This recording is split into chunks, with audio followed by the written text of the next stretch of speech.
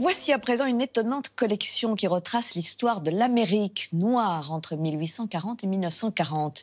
200 poupées fabriquées à la main, en tissu, en bois ou en cuir, par des femmes afro-américaines et qu'a retrouvé Deborah Neff, une avocate de la côte Est. Ces fascinantes Black Dolls sont réunies à la Maison Rouge à Paris. Edwige Moreau nous y emmène.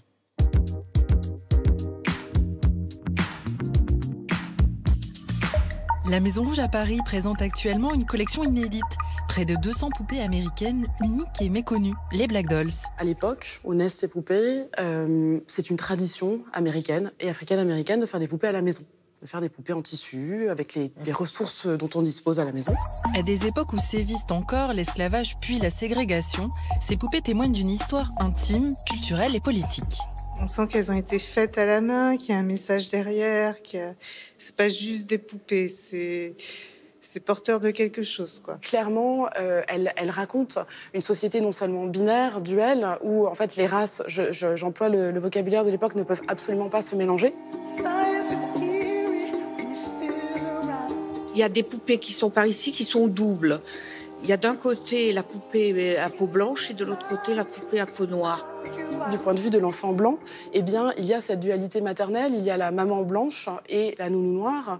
Et du point de vue de l'enfant noir, il y a la maîtresse blanche et la maman noire. Les documents sont magnifiques à découvrir.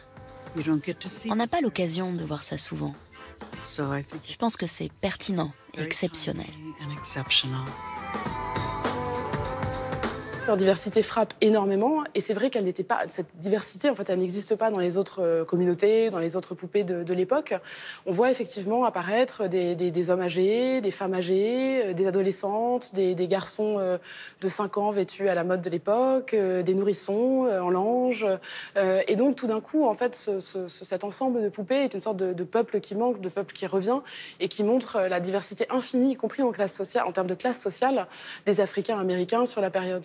Mais moi, je trouve ça extrêmement intéressant de voir justement comment ces personnes qui souffraient de la ségrégation se représentaient elles-mêmes et de voir que c'était pas que des poupées pour jouer, pour s'amuser, mais que c'était également des miroirs de la société.